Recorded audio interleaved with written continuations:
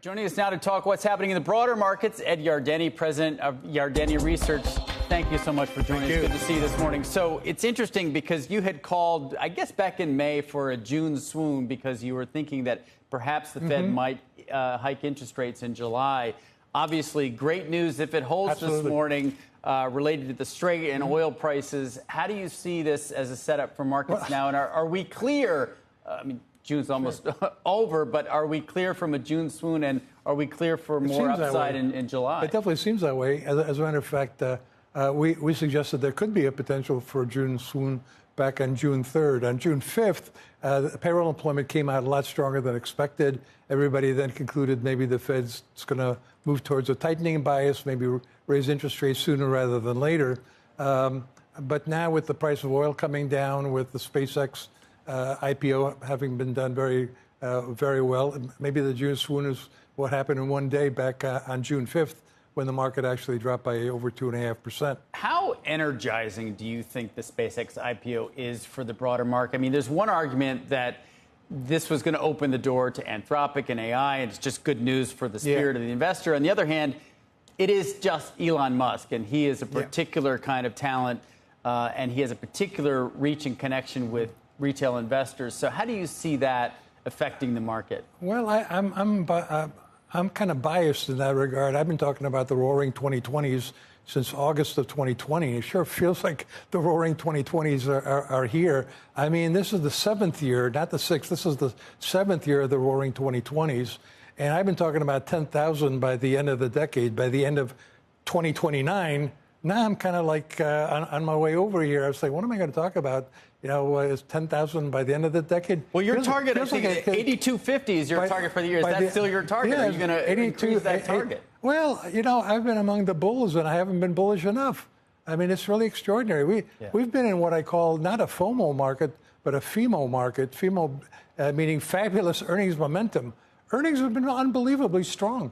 Are you surprised by how strong they've been, Ed? Because, and good morning, by the way. It's nice to see you. Futures are soaring. There was a school of thought, and I'm going to bring it a little bit back to energy, that $4, $4.50 a gallon, $5 a gallon gasoline would kill the consumer. Okay, It did not. Not even close. In fact, you look at the MasterCard and Visa data, and I know they track total spending, so as the price goes up, that their numbers are going to go up as well. Zero real indication that impacted the consumer in a negative way. And we're looking at numbers. 20% expected earnings growth for S&P 500 companies for the next 7 quarters, almost 2 full years. It's actually incredible. Are you surprised by how strong it is? I am, actually. And me too. I mean, even during the war in March, the analyst expectations for earnings just kept going up. I said, didn't they get the war memo that there's some trouble going on in the Middle East? And they were right.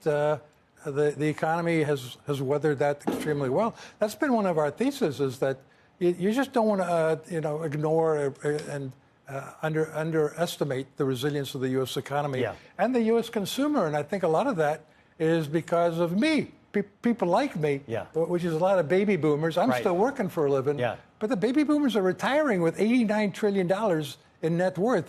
We're talking about awesome numbers. Yeah, and those are the ones with the assets. Those are the investors that have benefited most from this market.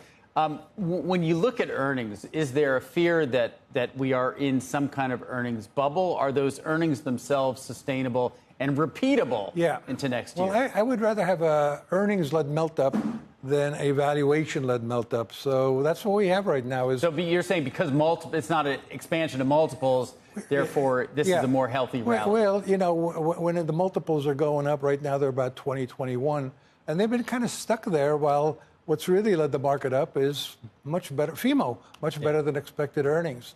There is at some point, you want to be very open to the possibility that there is irrational exuberance about earnings on the part of analysts, that it's kind of feeding on itself. But no, I mean, right now, I keep looking at the data. It looks pretty solid. Does that mean that you think the market is more indifferent to rates? And so, you know, your case for a possible June swoon was based on a July hike.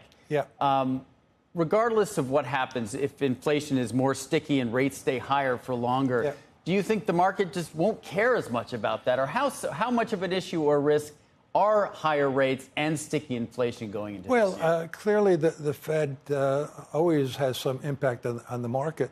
And its main immediate impact is through the valuation multiple. If people think the Fed's going to tighten, it's going to ease, the immediate impact is on valuation.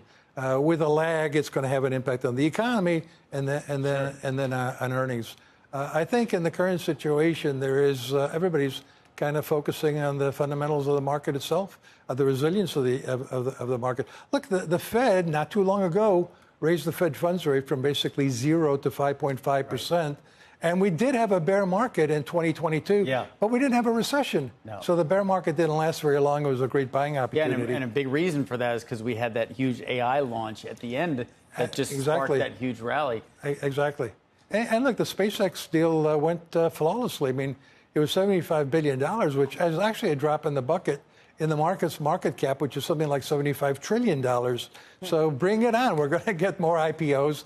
They're going to be big, and the market looks like it's going to be able to handle it quite well. Great. Well, you've been bullish all along, as you mentioned, and you've been right. So we thank you, and thanks for coming in this morning. Thank you. Appreciate it.